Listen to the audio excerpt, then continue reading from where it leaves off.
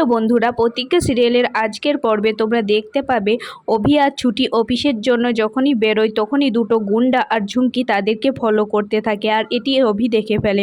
আর অভি তো অনেক জোরে গাড়ি চালাতে থাকে। এত গাড়ি চালানোর ফলে ছুটির আগেকার স্মৃতিগুলো মনে পড়তে থাকে আর বারবার বলে গাড়ি আস্তে চালাও, আমার শরীর খারাপ করছে। কিন্তু অভি কোনো কথাই শোনে না। ওইদিকে দেখা যাবে রমা কাঞ্চিলালের দাদা ওই দুটো গুন্ডাকে পাঠিয়েছিল। আর রমা কাঞ্চিলাল এটা দেখে তো অনেক রেগে যায়। তাই রমা কাঞ্চিলাল তার দাদার কাছ থেকে ফোনটা নিয়ে বলে গুন্ডাগুলিকে যে তোমরা এখনই ফিরে এসো তাড়াতাড়ি, দাদার মাথার এখন ঠিক নেই, তো আমি বলছি তোমরা ফিরে এসো। রমা কাঞ্চনালের দাদা বলে তুই কেন করলে এমন, তুই কেন ওদেরকে ফেরত আসতে বললি? তখন রমা কাঞ্চনাল বলে দাদা তুমি দিনের বেলায় ড্রিঙ্ক করেছ, তুমি জানো না ইন্দ্র আমাদেরকে দেখে নিয়েছে, আমাদেরকে দুজনকে একসাথে দেখে নিয়েছে ইন্দ্র। তখন রমা কাঞ্চনালের দাদা বলে আরে তোর রাগ তোর ইন্দ্রকে। আর ওইদিকে দেখা যাবে ছুটি বারবার বলতে থাকে আস্তে চালান আস্তে চালান, ছুটির তো শরীর খারাপ হতে থাকে।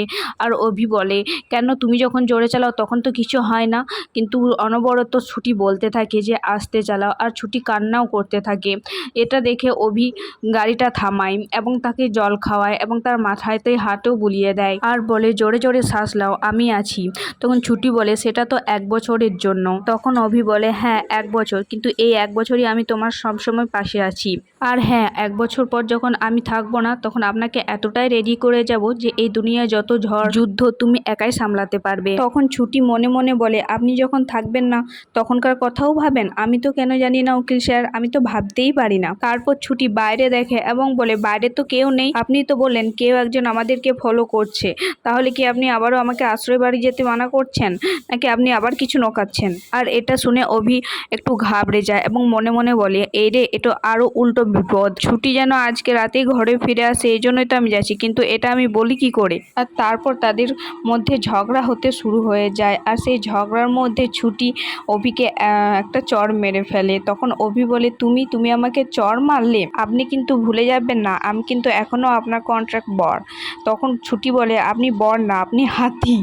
তারপর তারা আবারও ঝামেলা লেগে যায় এবং গাড়িটা নড়তে থাকে। আর তখনই সেখানে পুলিশ চলে আসে। আর পুলিশ তো দেখে বলে ডান্সিং গার্ড, এখন দিনের বেলাতেও এটা। তখন আরেকটা পুলিশ বলে কি করবেন স্যার, এখন আমরা হোটেলে হোটেলে যা পাহারা দিচ্ছি তাই এখন গাড়িতেই। তারপর পুলিশগুলো সেখানে যেয়ে বলে গেট খুলুন গেট খুলুন।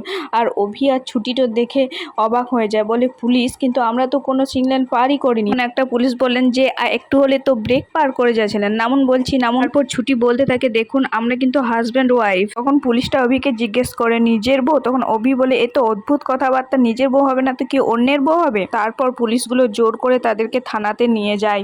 এখন এই পর্যন্তই। যদি ভালোবাসা দিও তাহলে আরেক পার্ট নিয়ে আসবো।